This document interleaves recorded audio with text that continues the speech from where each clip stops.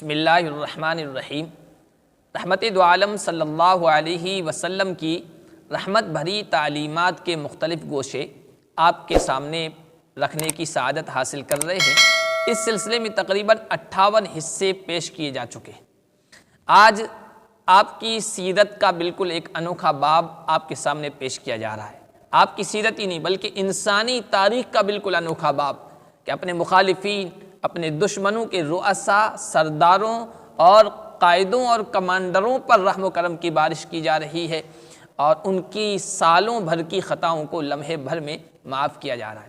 اللہ کی دنیا کی ریت یہ ہے، دنیا کا رواج یہ ہے کہ اپنے کمزور سے کمزور دشمن کو کیفر کردار تک پہنچا کر اپنی حفاظت کا سامان کیا جاتا ہے۔ اپنے چھوٹے سے دشمن کو جڑ سے اکھاڑ پھینکنے کے لیے مختلف راستے اور بہانے تلاش کیے جاتے ہیں۔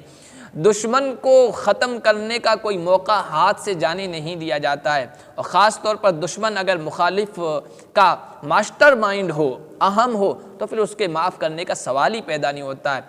ماضی کی پیچھے کی تاریخ اٹھا کر دیکھیں اور اس وقت دنیا کا منظرنامہ دیکھیں تو آپ کو اس کی بہت ساری دلیلیں مل جائیں گی، اس کے شواہد مل جائیں گے۔ لیکن تاریخ کا یہ تسلسل رحمت دو عالم صلی اللہ علیہ وسلم کی سیرت طیبہ اور آپ کی پاکیزہ زندگی کی حدوں میں داخل ہوتے ہی اپنا دم توڑ دیتا ہے اور اپنے آپ کو روکنے پر مجبور کر دیتا ہے۔ یہاں رحم و کرم کا دائرہ بڑا وسیع ہے، یہاں اپنے بھی معاف کیے جاتے ہیں، غیر بھی بخشے جاتے ہیں۔ یا مقربین اور نزدیکی رحم و کرم کے دریا میں غوطے لگاتے ہیں تو مخالفین اور دشمن بھی رحم و کرم کے فیضان سے مالا مال ہو رہے ہیں۔ یہاں دوستوں کی خطاؤں سے درگزر کیا جاتا ہے تو دشمنوں کی شرارتوں سے بھی صرف نظر کیا جاتا ہے۔ ایسے رحم و کرم کی نادر مثالیں محمد عربی کی زندگی کے علاوہ کہیں اور نہیں ملے گی۔ دوستوں کو معاف کرنا اس میں کوئی حیرت کی بات نہیں ہے۔ حیرت کی بات تو یہ ہے کہ دشمنوں تک کو معاف کر دیا جائے، اور نہ صرف معاف کیا جائے بلکہ ان کی پچھلی خطاؤں پر کوئی ملامت نہ کی جائے، کوئی ڈانٹ پھٹکار نہ کی جائے، کوئی ان کو کسی طرح سے ذلیل نہ کیا جائے۔ ایسی انوکھی مثالیں رحمت دو عالم صلی اللہ علیہ وسلم کی سیرت میں آپ کو بے شمار ملیں گی، لیکن ہم ان میں سے چند آپ کے سامنے رکھنے کی سعادت حاصل کریں گے۔ سب سے پہلے ابو سفیان کا معاملہ لیتے ہیں۔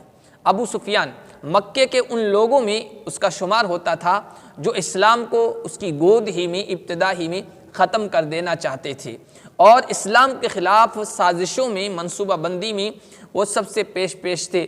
بلکہ دار الندوہ میں نبی پاک صلی اللہ علیہ وسلم کے قتل کے جو مشورے تھے اس میں بھی ابو سفیان پیش تھا۔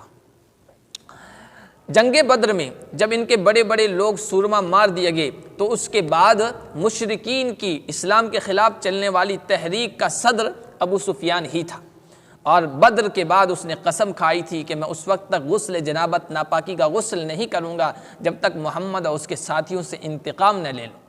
چنانچہ احد کے میدان میں 3000 لشکر کی قیادت کرتا ہوا آیا، اور مسلمانوں کو جب اس میں کچھ نقصان پہنچا، کہتے ہیں کہ ابو سفیان ہی کے ہاتھوں حضرت حنظلہ جو غسیل ملائکہ ہیں ان کی شہادت ہوئی، ایک اور صحابی انہی کے ہاتھوں شہید ہوئے۔ غزوہ احد جب اختتام کو پہنچا تو اس نے میدان میں کھڑے ہو کے آواز لگائی کہ محمد زندہ ہیں؟ اللہ کے نبی صلی اللہ علیہ وسلم نے صحابہ سے منع کر دیا، کوئی جواب نہ دی۔ پھر اس نے کہا ابن ابی قحافہ زندہ ہیں؟ اللہ کے نبی صلی اللہ علیہ وسلم نے جواب دینے سے منع کر دیا۔ پھر اس نے حضرت عمر کا نام پکارا، وہ زندہ ہیں؟ اللہ کے نبی صلی اللہ علیہ وسلم نے منع فرما دیا جواب دینے سے۔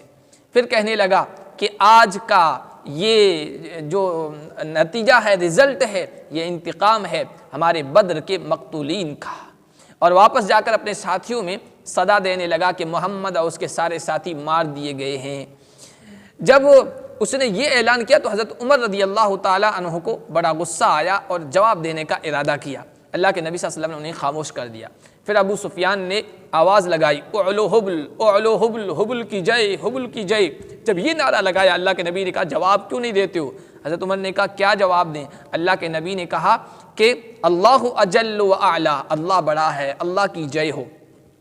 ابو سفیان نے نعرہ لگایا لنا عزا ولا عزا لکم۔ حضور صلی اللہ علیہ وسلم نے کہا کہ جواب کیوں نہیں دیتے؟ حضرت عمر نے کہا کیا جواب دیں؟ اللہ کے نبی نے کہا تم کہو لنا مولا ولا مولا لکم۔ پھر ابو سفیان نے مسلمان جو لوگ شہید ہوئے تھے ان شہداء کی لاشوں کے ساتھ وحشیانہ طرز عمل اختیار کیا، ان کے ناک کان وغیرہ کاٹ ڈالے اور بڑی بے حرمتی کی لاشوں کے ساتھ۔ یہ ابو سفیان سن 8 ہجری تک مسلسل اللہ کے نبی اور اسلام کے خلاف رہا، ریشہ دوانیوں میں مصروف رہا، اور اس کی ریشہ دوانیوں کی اور اسلام کے خلاف سازشوں کی ایک طویل داستہ ہے جس کو یہاں بیان کرنے کا موقع نہیں ہے۔ لیکن سن 9 ہجری میں جب اللہ کے نبی صلی اللہ علیہ وسلم کے ہاتھوں مکہ فتح ہوا اور ابو سفیان نے دیکھا کہ اب مکہ بھی فتح ہو گیا ہے اور اس کے جتنے ہم نوا تھے وہ سب اسلام کے بینر تلے چلے گئے ہیں، اب جان کی حفاظت کا کوئی اور سامان نہیں ہے، کرے تو کیا کرے؟ ابو سفیان کو پکڑ کے اللہ کے نبی صلی اللہ علیہ وسلم کے دربار میں لایا گیا۔ اللہ کے نبی نے ابو سفیان سے کہا ویحک یا ابا سفیان الا تعلم لا الہ الا اللہ، تیرا بھلا ہو اے ابو سفیان، تیرا ناس ہو، کیا تیرے سامنے یہ حقیقت اب بالکل کھل کر نہیں آ گئی ہے کہ اللہ کے علاوہ کوئی معبود نہیں ہے؟ ویحک یا ابا سفیان الا تعلم انی رسول اللہ، کیا تیرے سامنے یہ حقیقت روشن نہیں ہو گئی ہے کہ میں اللہ کا رسول ہوں؟